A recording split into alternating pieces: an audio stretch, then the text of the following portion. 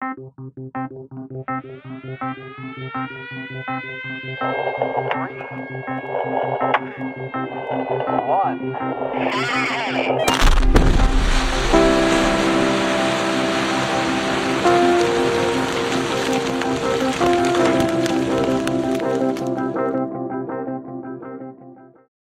this is the Blast Report podcast on all things blasting.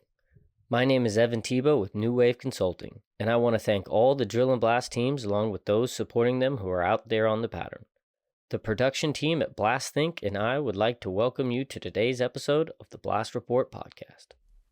This episode is brought to you by 𝗧𝗵𝗲 Engineering. Founded in 1946, this family-owned and operated small-town business has been providing two-way radio technologies to industries across the globe. The 𝗧𝗵𝗲 name has been known for their quality and exceptional customer service for over 75 years. Whether you need remote firing devices for contract blasting, construction, law enforcement, mining, or military, or you need radio remote controls for logging operations, visit their website at www.𝗧𝗵𝗲.com to learn more about the best and most safe, rugged, and reliable solutions available on the market. Jerry Wallace here, everybody. I want to thank you for coming on the show. Jerry, how are you? Good morning. It's nice to be able to talk across time zones. Absolutely, absolutely. Well, thank you for agreeing to come on our podcast. I know that you're a man of many stories, and I've loved having a few beers with you over the years and getting to know you and your family. I just wanted to get you on the show and let our listeners, if they didn't already know who Jerry Wallace was, let them know a little bit something about you. So my first question is, well, Jerry, how did you get into the industry? What was your first introduction to blasting? Was it through military? What was it? Because I know there's a story there. My background goes back, I'm actually third generation in the blasting industry. My dad's father was instrumental in the building of the Pacific Highway in the winter of 1922, 1923 here in Southwest Washington. He felled the right-of-way timber and then did the stump blasting. My father then followed on in the timber industry where explosives were simply another tool that you used on an as-needed basis, blasting stumps, doing quarries and other items so you could build roads. And in 1961 was my first experience as a very early teenage years.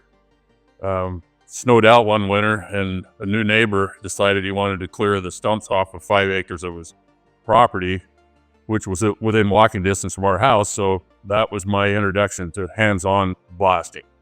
First few days were simply doing the math. You had to identify the different species of trees because the different trees are rooted differently.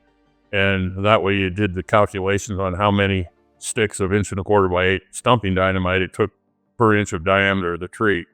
So my original introduction to blasting had to do with blasting math to start with. If you couldn't do the math, you couldn't do the project properly. And that was, not only was I involved with that, but my brother as well. So both of us were introduced. It's been over 60 years ago now. Wow. So that that started out as being able to, like a pine tree has a different root system. What's the more difficult tree to blast in that situation? I have zero experience in that. Douglas fir. The Douglas fir has the deepest taproot. It's not necessarily taproots, but it's just solidly rooted in, very solidly. Okay. And it takes twice as many sticks of explosives per inch of diameter as the other trees here, the spruce, the maple, the cedar, and other things of that nature. And we continued to stump blast up until a couple decades ago when we finished out logging the old growth. Because even, with modern dozers, if you're in softish ground, an 8 or 9 foot diameter Douglas fir stump is pretty tough to get out of the ground. Use a bit of explosives and you can do wonders with it.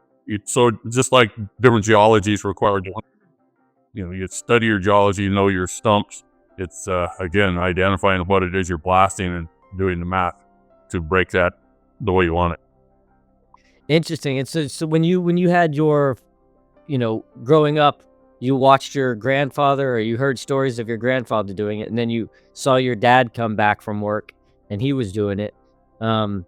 Did you just kind of fall into the whole that's the family business kind of thing, or that's kind of the only employer in the area, or what was that? Well, in general, there was a question asked by one of the neighbors when my father had my brother and I out there with him. Is it, how can you take your children out around such hazardous tools? And my father stated that he wanted us to learn how to work in a hazardous occupation from someone that had a vested interest in our going home at night. So that was the standard he operated on. He claimed that there was no way he could go back to the house with my mother there if he lost one of his sons out on the job site during the day. So he made sure that we got home safely, and that's what I've tried to apply to the training that I give in blasting as well. It's absolutely critical that you consider safety first. No, I've heard you say that before, and I really like that quote that your father said. I've used that from you myself, actually. How important that is, having that vested interest in your own family. If you're gonna really be paying attention, you're definitely gonna want to learn from people you trust. Yep, and sadly, I've been on projects since then in the general industry where the attitude, and one person attributed it to a phrase that was popular during the Korean War: "You didn't expect to live forever, did you?" And that's just the total opposite of what my father's attitude was on working on the job. So, So he took you into it, and is it an older brother or younger brother? younger brother. So he took you both into it. We're fairly close in age, and you guys, you started out in the logging business, and it was just 50% of your job was logging and 50% was blasting, or the blasting was only 10%? Oh, the blasting was only a small percentage, mainly stumps, road work, quarries. You build your logging roads. And that got into the second phase of my experience in blasting, because I went off to college at Oregon State University to study logging engineering. And at that time, in the mid-'60s, we still had a full-term 3-month class on use of explosives in the School of Engineering. They figured that anyone that was going to be in the timber industry or civil construction in the Pacific Northwest was going to run into rock that you had to drill and blast.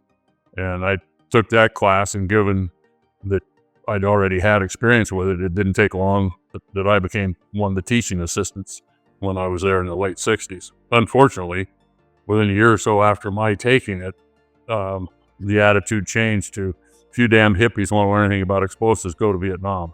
And I have to say that in my experience, the military use of explosives and civil construction use of explosives aren't apples to oranges, they're apples to elephants. So they're both, other than getting an appreciation for how totally destructive they can be if they're misused. Absolutely. And if I remember correctly, there was a story about your beard. You want to take a tangent there? When was the last time you shaved your beard? Oh, no, that was when I was supposed to go up to Anchorage out of a logging camp to take another physical. I was a bit, they figured that they called it elopement, but it was simply moving from logging camp to logging camp faster than the Selective Service to keep up with you, so they considered it elopement.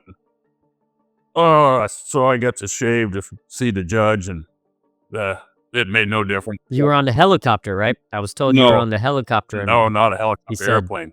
And airplane. Yeah, and went to Anchorage, and again, from having worked in the timber industry, I'd been pretty severely injured in a fall off of some steep ground, and busted me up to the point that I did not pass the physical. So I was given a 4F from the military. And I recall that fall every morning when I go to get out of bed. And he said, but he told you to shave because it would give you a better... shave, give me a better presentation before the judge. And that would have been May 5th, 1971.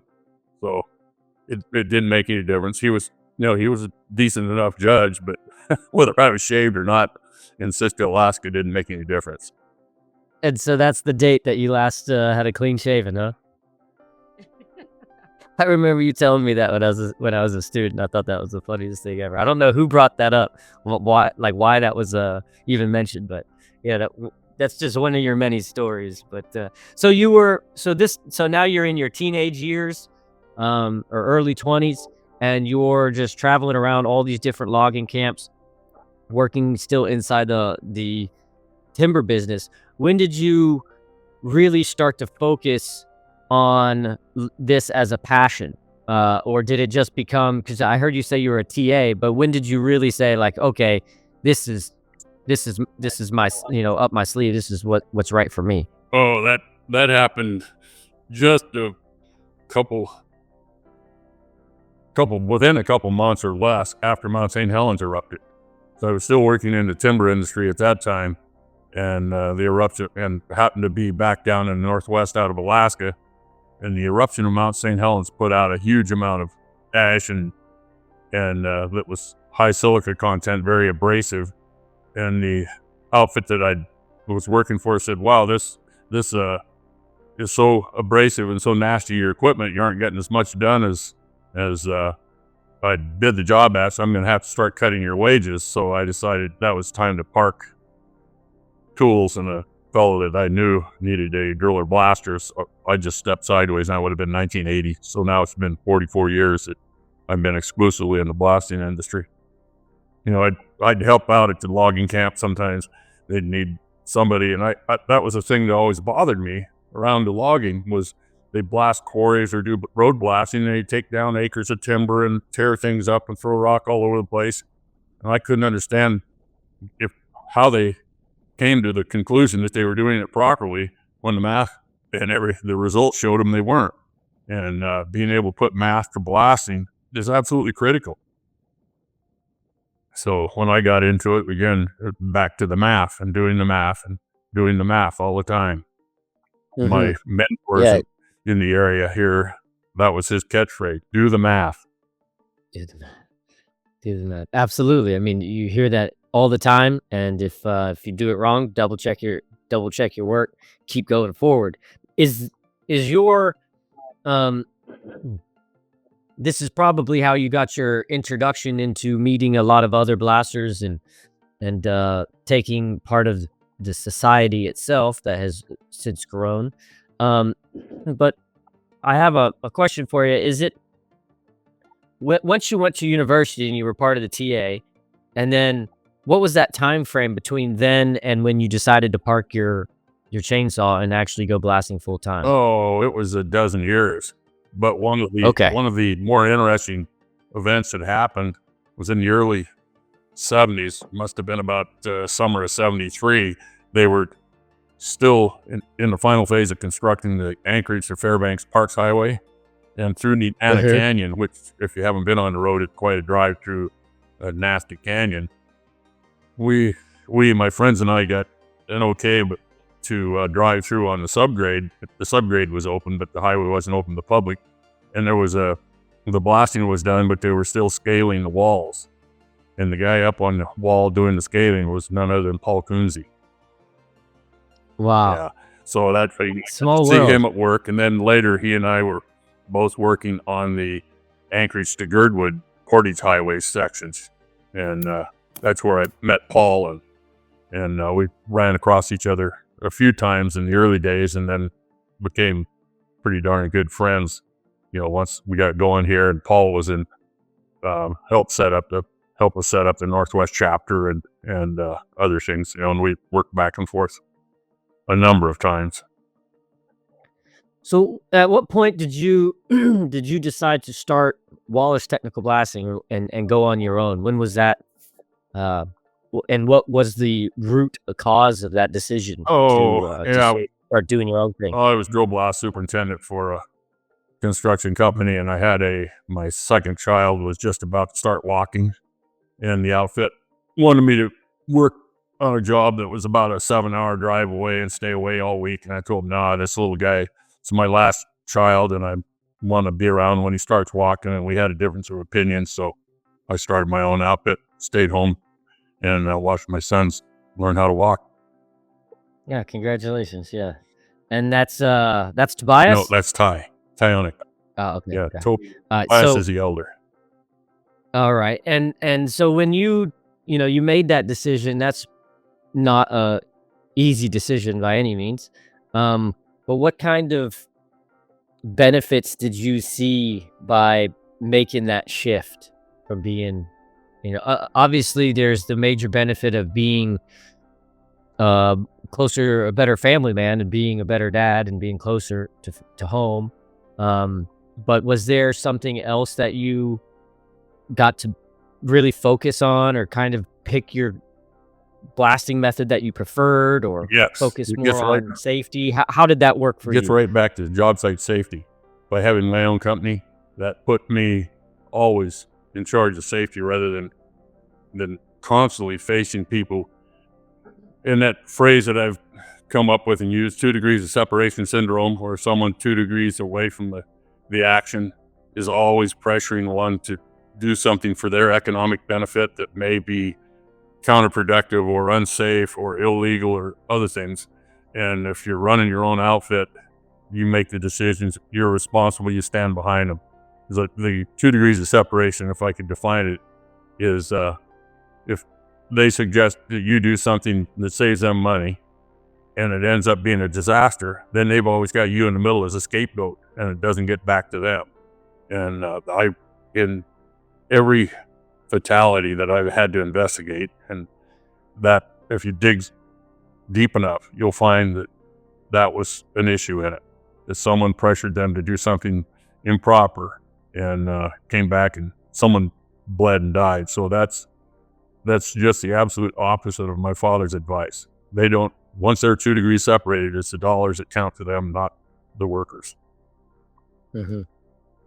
Yeah, and just, that's not something that was back in the day. I mean, you still see that on a work site today. Oh, absolutely. You see it. I still run into it everywhere. Yeah, and I've even been told by, as a subcontractor or as a, blasting contractor, you either do it that way right now and get us back on track, or we'll have someone in here on your bond doing the work. And that's if they happen to read fairly closely the contract documents, that's absolute breach of contract right there. I mean, how do you move forward with that? You just tell them that right there? Say, okay, go ahead, breach a contract, so pay me out anyways. In that one case, I said, just a minute, I have to make a phone call. I called my insurance broker, pulled the insurance off the job, said, send a notice to them that you're pulling it for cause at my direction, and we're done. And let them have it. Yeah. Bravo. Here you go. You want it done your way, have at it. Yeah, and that's what that's a good step, because being able to do that allows a precedent to be set for whatever other blaster goes in the future. Yeah. Because you laid down the law and put your foot down, that whoever that person isn't going to be as easily wanting to do that same comment and method in the next blast, but for the next blasting company. And frequently this will come from people who don't know enough about blasting to be making decisions to start with. And that's the absolute worst. You have people making decisions based on what their calculator tells them in dollars and cents. I've had people outraged that I was blasting trench in the wintertime here in a pouring rain, and I was using dynamite as a trenching product when they had gotten a price quote from the blasting supplier, and it showed ANFO is much less expensive. Well, we all know what happens if you pour ANFO in a water-filled hole. You might as well pour sawdust in there or baking powder. It still doesn't get you any work done. So, the fact that your computer or your calculator tells you one thing doesn't mean that it applies properly. You have to, not only you have to do the math, but you have to do the math of a proper fashion. Yeah, you got to understand the variables. And so you have this, this push to be less safe, and you have you have your family at home. You are wanting to not only just be safe, be closer to family. Did that steer you towards more highway work? Did that steer you towards more because from what I understand, I mean, we've never worked together, but you do a lot of unique projects, and you get well, first of all, you're also in a quite remote area, and you take a lot of remote jobs. So I see you, you're hanging off the side of cliffs, you're running jack legs, you're operating in very extreme temperatures. Your environment is not always the same. You're not just running in one quarry and mastering the fragmentation of one quarry in a year-long fragmentation study. You're hanging from all sorts of variables, hanging literally. So what did you originally like that method, where you wanted to see that change an environment day to day with your blasting company? Or is it you just, here's the contract, someone came to you with a project and you said, yes, I can do that? How did that work for you? Not so much projects, but problems. For a while there, it seemed like a significant, maybe 10 to 25% of the work I did was cleaning up after some problem, say where the contract specifications required mechanical demolition and it failed, the bridge piers, where other people had gotten in trouble by not quite understanding. It gets back to another thing my father said: you have to be able to think on your feet. You have to be able to look at a problem, see what it is, and try to figure out a way to solve it. And that's what we constantly did in the timber industry, because you're always on new ground and new issues. So I find the Catholic mix of jobs I've done to have been, some of them pretty challenging.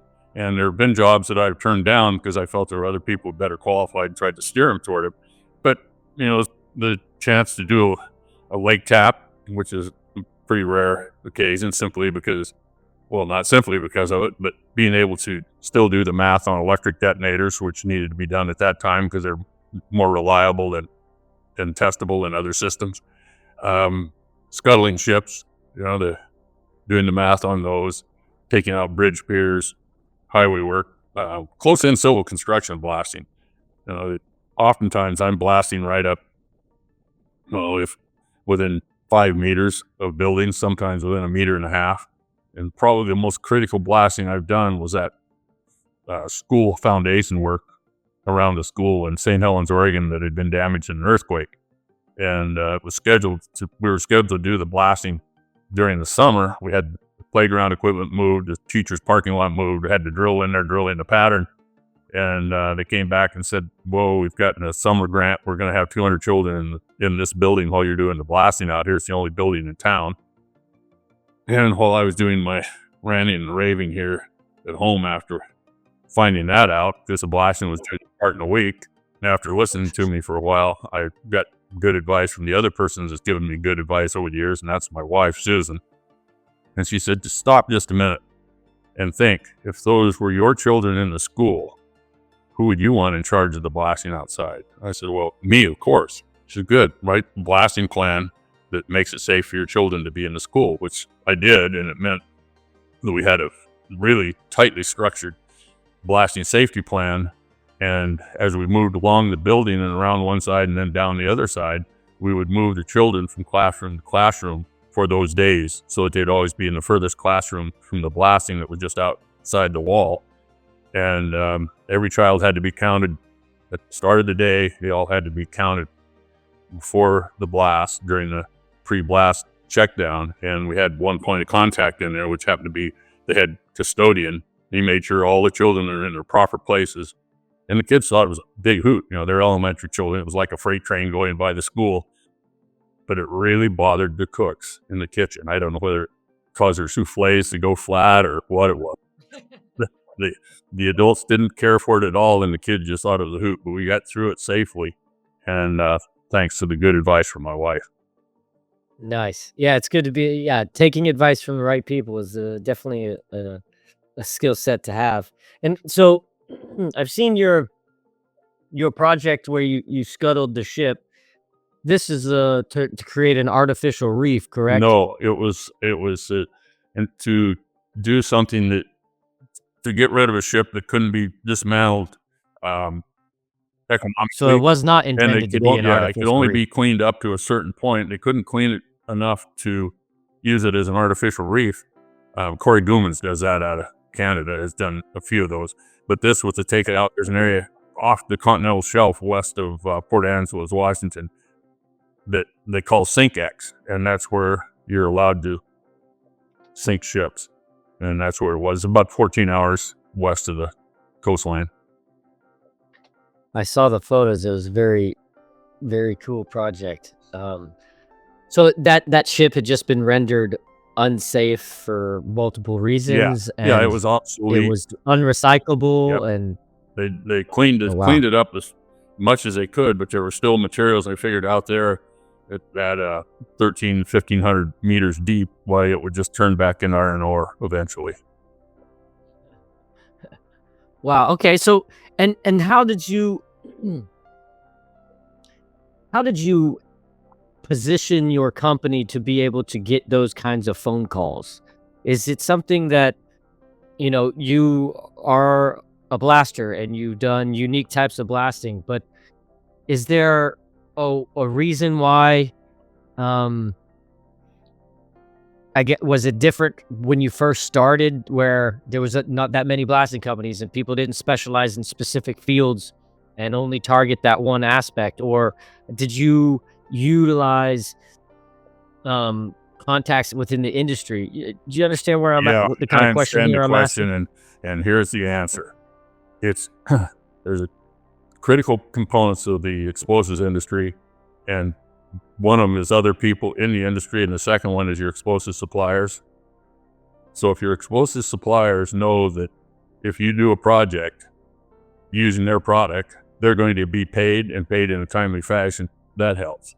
Secondly, knowing people's, and I'll name a few of them, like Paul Sturck and Paul 𝗧𝗵𝗲 and Dick Daniel and others like that know the country and have traveled the country and know just about everybody. If they hear projects that require a certain type of work, they will send the people your way. Dr. Kathy and others that are out and about all over the place, and there's anything going on in your area that needs that level of expertise that they hear about, they'll often give you a shout. And I have a standard rule that I work with. Oftentimes the explosive suppliers will get calls to want blasting of a certain type done, and they're a supplier. Some of this close-in work is not something they do, but I have a rule: if they give me an introduction to a job, whether they're the closest supplier or not, I will use their product and their service. So, it's not necessarily you scratch my back, I'll scratch yours, but it's general courtesy. Mm-hmm. And pay Okay, your that's a bills. nice tip. Yeah. And pay your bills. Pay your contractors, pay your bills quick. Yeah. Thank you for listening to this episode of the Blast Report podcast. I want to thank the team at Blast Think for producing this show, and please follow along for more episodes in the future, and share this podcast with your colleagues so we can continue to honor our industry and the people in it. Be safe and have a blast.